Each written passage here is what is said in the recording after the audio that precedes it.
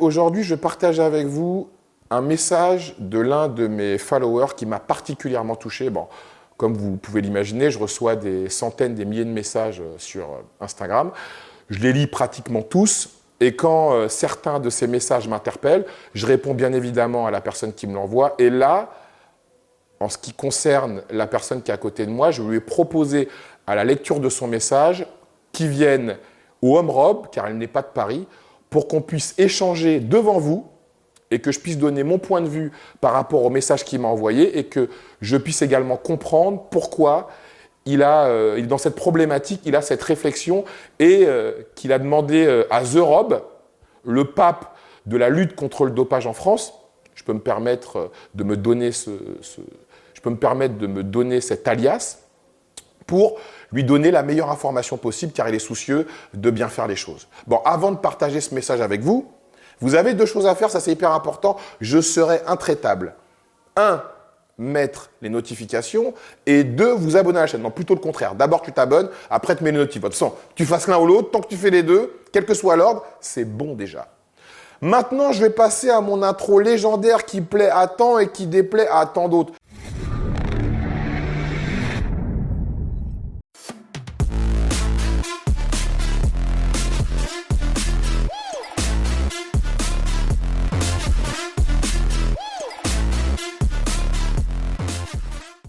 Les amis, si comme moi, quand vous rêvez le matin, vous avez la chance d'être de bonne humeur, car vous avez le bien le plus précieux qui existe. Je ne parle pas de l'amour, je ne parle pas de l'argent, je parle bien évidemment de la santé. Et que de surcroît, les personnes que vous aimez, et n'oublions pas celles que vous n'aimez pas, sont également en bonne santé, nous pouvons le dire officiellement, je peux le dire officiellement, aujourd'hui est un nouveau jour, today is a new day. Bon les amis, ce message tant attendu, je le partage avec vous. Salut Rob, je viens de voir une de tes vidéos et ça m'a chauffé. Je voulais juste te montrer l'un de mes athlètes qui vient de participer à Colmar et a terminé 4e en main physique plus d'1m80. Il est nati évidemment, c'est pour cela que je te le montre. Il aimerait passer au stade supérieur. Je ne te cache pas que moi, je ne suis pas pour du tout. Comment puis-je l'aider à faire ce premier pas dans le niveau supérieur? Où puis-je me renseigner? Ou alors, est-ce que je dois l'envoyer vers l'un d'un préparateur que je connais de nom? Bizarrement, je me demande si vraiment ça vaut la peine avec un physique comme celui-ci. Il n'a que 24 ans et pour moi, il peut encore progresser. Pour info, sur scène, il était à 93 kg sec. Sur la dernière vidéo, 97 kg et en off-saison, entre 105 et 106 kg. Ce message vient de mon ami Vince qui est à côté de moi. Vince, c'est un honneur que tu sois là aujourd'hui avec moi. C'est un honneur que tu as accepté de partager ton interrogation, de parler également de ton parcours d'athlète amateur et de coach à présent. Donc, explique-moi quoi. Déjà, c'est un honneur de m'avoir invité et puis d'être là aussi. Mon expérience en tant qu'athlète et de coach, c'est ça, c'est qu'au départ, je suis juste coach de moi-même. Je décide de faire une petite scène pour voir où je me situe au milieu de tout ça et puis il s'avère que ça se passe plutôt bien. Suite à ça, il y a des gens qui me contactent pour du coaching et puis pour pouvoir éventuellement monter sur scène. Je leur dis que c'est naturel, que j'en vois rien, mais qu'on peut essayer. Et puis c'est ce qui s'est passé, ça s'est très bien passé pour moi, ça se passe très bien pour certains de mes athlètes aussi en mode naturel, donc on fait des compètes et ça se passe bien, donc 4e, en l'occurrence pour l'athlète qu'on vient de citer, et puis voilà, donc après l'interrogation c'est ça, c'est est-ce que ça vaut le coup d'aller plus loin, et si on va plus loin, on y va comment pour le faire au mieux? Alors, bon, j'ai partagé les photos, la vidéo que tu m'avais envoyée sur Instagram. Un quart de tour sur votre droite.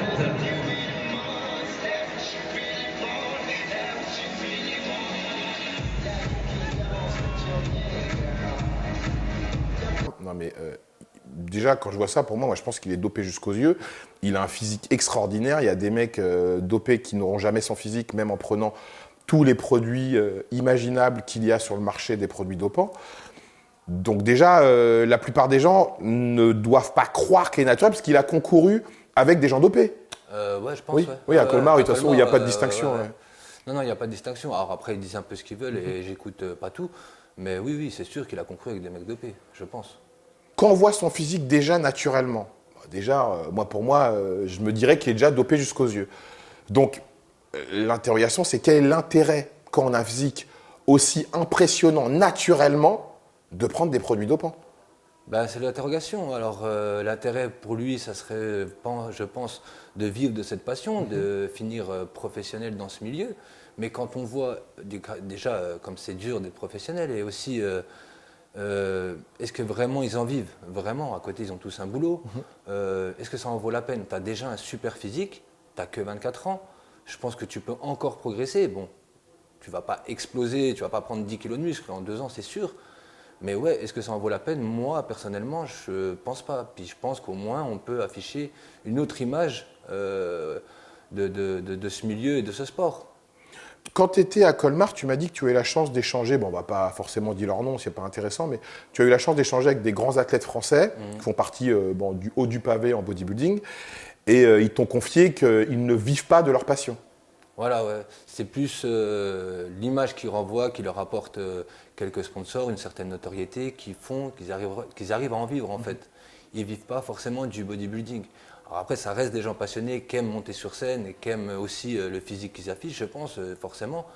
Donc après, c'est pas le débat. Hein. Si tu as envie d'être énorme, tu le deviens, tu fais ce que tu veux. Mais en tout cas, en termes d'argent, de notoriété ou de projet de vie, c'est pas très concret le bodybuilding. Donc envoyer des stérols, se négliger un petit peu la santé, encore l'interrogation, c'est est-ce que ça en vaut vraiment la peine? Surtout quand tu as déjà un très beau physique. Est-ce que justement tu communiques avec lui pour lui faire entendre raison en lui disant qu'il a déjà un très beau physique, qu'il ne va pas forcément gagner l'argent qu'il peut se gagner en devenant professionnel? Mon athlète, ouais, Oui. ouais, je communique beaucoup avec lui, même avant de t'avoir posé la question, c'est ce que je lui disais.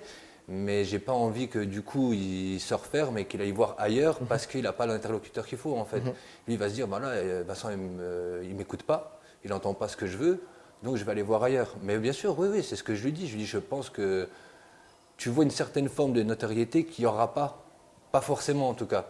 Aujourd'hui, à la salle dans laquelle on est, je pense que plus de 50% pensent qu'il est dopé. Absolument. Et c'est déjà, je dis en soi, c'est déjà une belle récompense. Oui, en fait. absolument, tout à fait. S'il y a des mecs qui sont dopés et on ne les soupçonne même pas. Oui, Parce absolument. qu'ils n'arrivent pas à être un peu gros ou quoi. Je dis, toi, tu es naturel et tout le monde pense que tu es dopé. Je dis, ça serait presque dommage de dire que finalement, tu vas te doper. Enfin, après, à voir où tu vas aller avec ça, quoi. Donc, ouais, je pense qu'il a déjà des bons retours, des bons résultats de son travail. Et puis que ça serait. Je ne sais pas si ça vaut le coup, en fait. L'interrogation, elle est là. Et est-ce que, donc toi, tu as été compétiteur, mais quand tu étais compétiteur, est-ce que tu avais fait l'appel à un coach à un moment dans ton parcours? J'ai déjà fait appel à un préparateur, à coach. Bon, ça s'est très bien passé. Il m'a proposé d'aller voir au niveau supérieur. J'ai refusé. Il n'a pas plus incité que ça. Il m'a expliqué un petit peu comment ça aurait pu se passer, ce que j'aurais pu peut-être avoir. En tout cas, ce qu'il a essayé de me dire, c'est que naturellement, j'avais peut-être atteint une certaine limite. Et que si je voulais aller plus loin, il fallait justement que je vois l'étape supérieure, que j'envisage l'étape supérieure. Moi, après, ce n'était pas le but d'aller plus loin. L'étape supérieure, j'en ai pas forcément envie. On s'est compris là-dessus, il n'a pas insisté. Puis voilà, donc je suis resté dans ce que je sais faire et puis je continue et ça me va très bien.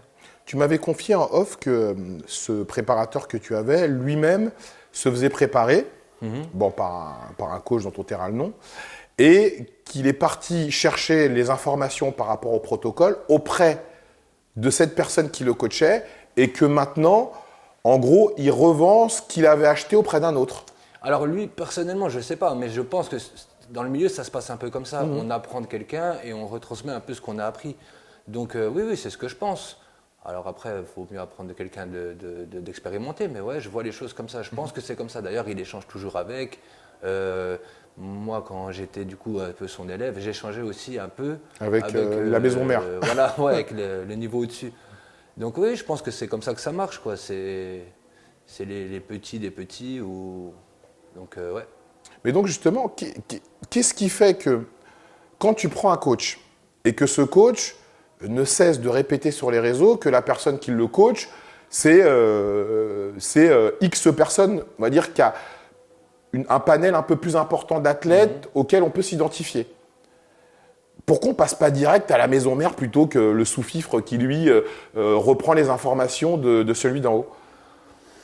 Bah, je pense qu'il n'y a pas la possibilité. À un moment donné, ils saturent tous. Donc, ils ont trop de clients et du coup, ben, ils délèguent un petit peu. Ouais. Et, ben, quand ils délèguent, celui du dessous, pour se donner un peu de notoriété, il dit qu'il a été formé par la maison mère. Voilà. Donc, c'est un peu comme ça que ça se passe aussi. Ils forment, ils s'auto-forment un peu tous. Ils se forment tous entre eux et puis derrière, ils jouent un peu avec ça, quoi. Mais ouais. Moi, j'ai essayé d'aller voir au-dessus. Lui, je l'ai connu en allant voir au-dessus. D'accord. C'est au-dessus, on m'a dit, bah, tiens, je t'envoie vers lui. Ok, d'accord, Voilà, ok. ouais. Parce que toi, tu as voulu taper à la porte de la maison mère t'a dit, je te conseille plutôt lui parce que moi, j'ai pas le temps. Exactement. D'accord, ok. Exactement. Ok. Et donc, dans le récit que tu nous expliques, ben, c'est ce que je répète également dans mes vidéos, c'est que les gens se font coacher par des gens et après eux-mêmes deviennent coachs. Donc pourquoi toi, tu n'as pas fait la même chose tout simplement en acquérant à savoir par rapport à la chimie auprès d'un coach que tu aurais payé pour une prépa, même si tu la faisais pas au bout du compte, pour après que tu te serves de ce savoir auprès de ton athlète qui, vu le physique qu'il a, le mec, tu lui donnes, je sais pas, un Diana par jour, il va répondre tout de suite. Donc pourquoi t'as pas fait comme tout le monde au bout du compte, Vince? J'y ai pensé. J'y ai un peu pensé. Je me suis dit, voilà, je dis oui au préparateur, je reçois le protocole d'un mec nati, donc forcément assez léger, et je l'envoie. Mais voilà, c'est une question d'éthique, c'est une question personnelle. J'avais pas envie de faire quelque chose que j'ai pas fait pour moi. J'ai vraiment pas la prétention de dire que je connais ce milieu-là. J'ai pas les connaissances pour lire une prise de sang. Enfin voilà, j'ai pas envie de faire les choses mal. Je préfère rester dans ce que je sais faire et en plus de ça avoir mon cas de conscience à moi qui va bien en fait. Aujourd'hui, ça fait quand même quelques années que je suis coach, donc 5 ans. Même avant d'être coach, j'avais déjà entre guillemets un bon petit physique où les gens me posaient la question est-ce que j'étais naturel ou est-ce que j'étais chargé. Et j'ai toujours dit non, j'ai toujours prôné le naturel en fait. Et j'ai pas envie de passer le cap, j'ai envie de rester là-dedans. J'ai 35 ans, je dirais pas que c'est tard, mais j'ai 35 ans, j'ai déjà fait de belles choses avec mon physique, au niveau compétition, avec mes athlètes. J'ai pas envie de basculer de l'autre côté. Ça serait un peu, déjà pas, comment dire, pas ce que moi je souhaite. Et puis un peu gâcher tout le travail en amont aussi. Demain, je vais avoir du mal à dire aux gens, ouais, j'ai été naturel jusque-là. Et après, j'ai passé le cap. Ils vont me dire, ouais, jusque-là, ouais. Et justement, est-ce que tu penses que ce milieu manque d'éthique? Ouais, je pense que.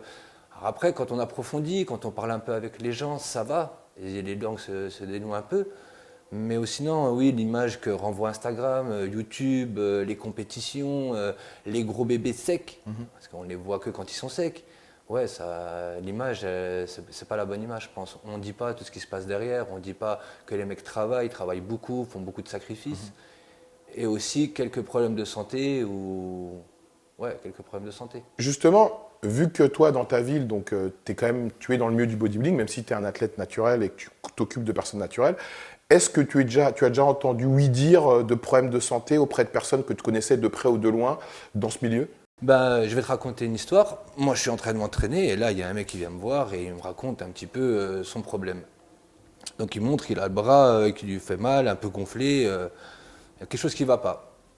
Et là, je vois un peu où il va en venir. Je lui dis, écoute, moi, je suis naturel, je ne sais pas trop ce que tu vas me dire, mais sache que je suis naturel, je ne pourrais pas beaucoup t'aider. Donc il me dit ok, mais je vais quand même un peu t'expliquer. Donc il me dit qu'il ne s'est pas piqué au bon endroit et que derrière, pour la première fois, il a une réaction un peu bizarre, le bras tout gonflé. Alors après, est-ce que c'est du pu ou autre chose? Moi, j'en sais rien. Mais je pense que la meilleure chose à faire, ça serait d'aller voir le médecin déjà dans un premier temps. Absolument. Et pas de venir à la salle et de voir le premier coach que tu trouves. Et en plus de ça, une fois que je t'ai dit que je suis natif, je ne pourrais pas beaucoup t'aider.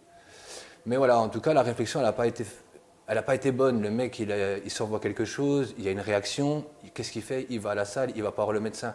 Parce que je pense qu'en fait, il minimise vachement les répercussions que ça peut avoir. Donc voilà, ça c'est un truc pareil. Tu dis en fait, les mecs n'ont pas de recul sur le truc. C'est vraiment prendre. C'est comme s'il avait pris un bonbon, quoi, en fait. Bon, après, pareil, il m'explique que parfois, il a des problèmes au niveau respiratoire. Il galère un petit peu à reprendre son souffle, il s'essouffle très rapidement, il a une respiration assez forte. Moi, de ce que je connais, je sais qu'il y a certains produits qui peuvent faire ça éventuellement. Donc je lui dis, je sais qu'il y a des produits qui peuvent faire ça. Voilà les noms. Si c'est bien cela, je pense, voilà. Et là, il me dit, bah, en effet, tu fais bien de me dire ça parce qu'il y a quelque temps, j'ai pris cette molécule. D'accord. Et je lui dis, bah, depuis, du coup, il me dit, voilà, depuis, du coup, bah, j'ai du mal à respirer. Je lui dis, bah, voilà, quoi, il y a un signe. Et les poumons, bah, c'est un signe quand même, c'est important, quoi. Je veux dire, voilà. C'est-à-dire, en fait, ils n'ont pas peur. Ils n'ont pas peur parce que, bah, je sais pas, en tout cas, c'est un peu ce qu'on dénonce aussi dans la vidéo. Je pense qu'il faut se rendre compte que c'est pas sain, en fait. C'est pas un jeu. Ça peut aller très loin au niveau santé, quoi. Et cette personne, elle a quel âge? Bah, moins de 40 ans, comme je t'ai dit exactement. Okay. Je pense qu'elle a 35, 37 ans. Et est-ce qu'il est, il est père de famille? Ouais, des enfants, ouais, pareil, en bas âge, hein, je dirais entre 7 et 10 ans. D'accord, ok. Ouais. Et donc, quand tu cherches donc, le bon interlocuteur pour ton athlète, pour qu'il puisse passer au cap supérieur, est-ce que, bah, avec toutes les personnes qui s'existent sur les réseaux, parce que bon, on les connaît tous, les coachs, même si tu n'es pas dopé ou que tu ne veux pas te doper, quand tu es coach et préparateur d'athlètes naturels ou pas et que tu fais Colmar, bon, tu es sur le lieu où pratiquement tous les Français sont là, et également avec les réseaux sociaux. Bon, et donc, il n'y a aucune personne où tu t'es dit, lui, il me paraît fiable. Fiable, si. Par rapport aux produits, tout ça, si. Mais ça reste des produits, ça reste quelque chose que, de toute façon, pour moi, ça ne va pas dans le sens de la santé. Donc, fiable par rapport à d'autres, ouais, clairement. Fiable par rapport à celui qui est venu me voir avec son bras, clairement. Il y a des gens plus fiables que ça. Quand le mec du bras, quand il m'a dit qui lui avait donné machin, je dis, t'as peut-être pas Internet, toi, mais renseigne-toi. Il y a YouTube, il y a Instagram, va voir un peu plus loin. Donc, ouais, des mecs plus faibles que ça, il y a. Mais ça reste quand même pas très sain, pas très santé, quoi. Et donc, pourquoi me poser la question à moi? Parce que, en fait, moi, bon, dans mon contenu, je fais que de la prévention.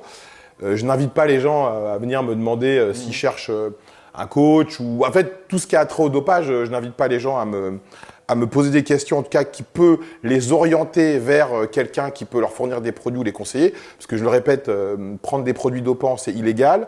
Les conseiller ou en vendre, c'est ce qu'on appelle une pratique illégale de la médecine. Donc, c'est quelque chose de très grave, répréhensible par la loi. C'est très, très grave.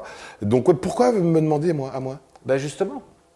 Si justement, tu vois tout ce côté-là de la chose, je me dis que si demain, tu devais donner un conseil, tu prendrais beaucoup plus d'éléments en compte pour conseiller quelqu'un. Les éléments santé, les éléments, le mec, ben voilà, il est chimiste plus, il fait appel à des médecins quand il le fait bien, il le fait dans un certain cadre.